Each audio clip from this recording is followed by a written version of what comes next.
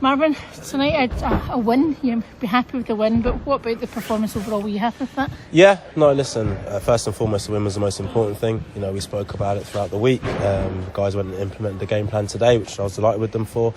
The performance for me at times was very, very good. I told them in fact, it was excellent at times. And we just came off it a little bit. But, the boys are still adapting. We kind of changed which day we have off for training now, so then maybe that had an effect on it. But listen, performance and the win, I'm delighted with both. A win. That's closed the gap on FC Edinburgh. That's what you wanted. You didn't want that gap to get any bigger, and you haven't. You've closed it. Yeah, as I said to the players, I don't look at the league table or worry about the league table, because if you lose a game, then the teams above you are going to go further away, and if you win games, you're going to be able to close that gap. And today we've managed to close the gap with, as I said, a 1-0 win, which means they've got a clean sheet, which I'm delighted with. And then Rory puts in a fantastic goal at the other end. 1-0 win. Probably could have been more. Oh, definitely. Most definitely. I mean, honestly, I'll watch that game back and I'll still be in disbelief that it was only 1-0. I think 3 or 4-0 wouldn't have flattered us. I think some of the play in the final third was absolutely fantastic, and I think you take your hat off to their goalkeeper. Today, for me, he was the man of the match. The amount of saves that he pulled off, and not often does that happen for a losing team. You give someone the man of the match, but for me, he was absolutely unbelievable. But as I said, Rory managed to get a shot past him that hits the back of the net. And that's all that counts. That's all that matters, isn't it? Yeah, no, exactly. And Rory's been getting a little bit of stick from me throughout the week. The boys have been having a few free kick competitions, and Rory's known as Mannequin Man, because that's all he hits. All he hits is the mannequins. I think he's taken a head off one of them as well, so he's actually going to get a fine.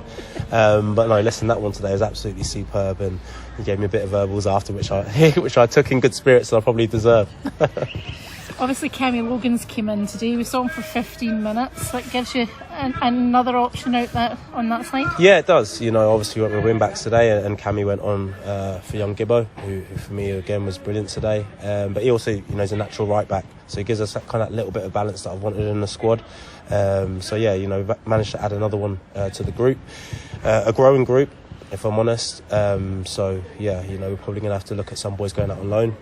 They've been told that they were able to go out on loan to get some first team football. Rico, Big Kieran, Gavin Riley as well. Because I think it's important for them that they are playing football at this moment in time, and I can't offer them first team football at the moment. It is an opportunity for them. You've been honest with them, so it is a chance for them to go elsewhere and play. Yeah, exactly. For Rico and Kieran, it's about trying to get a contract for next season, whether that's here or somewhere else. And for Gavin, he's contracted next season. But, I need him to hit the ground running. And, with minimal football in the first team for him, it'll be difficult for him. So, I've had an open and honest conversation, and it's now down to the players to do what they want to do. But obviously I know my stance on it. They still obviously train with the group, and if anything was to change here, then they'll be put in. But I am understanding of how football works, and nobody wants to sit on the sides or sit in the stands. You're coming in. You've come in. That's probably 2-3 games now, mm-hmm. And I notice the difference is probably that you're playing with a bit more tempo and more urgency and going forward more. Is that what you're trying to get them to do? Yeah, it's very difficult for me to judge on what was going on before me, but definitely the way I want to play is high tempo, as you said, getting balls into the final third, making defenders defend, and working on rotation and patterns, and we've been doing a lot of that, and it's very difficult for the boys because there's been a lot of information there, so I kind of see bits and pieces coming out in their game, which I'm delighted about, but as you said, the change of tempo for me has been brilliant, even from my first game to today. But we'll get to a point where we can maintain that for 90 minutes, but that takes time, because these boys are giving me absolutely everything on the training pitch, absolutely everything in matches, but I get that they're going to tire, but I say to them, if you're tired, that means the other teams are tired as well, and I think we saw that today, and you also saw that last week. Last 30 minutes teams really find it hard. They've got to recover quickly because they've got a cup semi-final, but I'm sure they'll all be up for that. Yeah, exactly. All the bumps and bruises that you do have, coming up to the semi-final, all of a sudden they disappear, don't they? So no, listen, we've got a massive game on Tuesday. It's one that I'm going to have to freshen the team up. There's no doubt about it. As I said, playing at the tempo that I want to play at, and coming in the middle of the season, it's difficult to get the boys up to speed straight away. So we'll probably have to put some fresh legs in there. But as I said, it's an opportunity for other players to come in and stake a claim.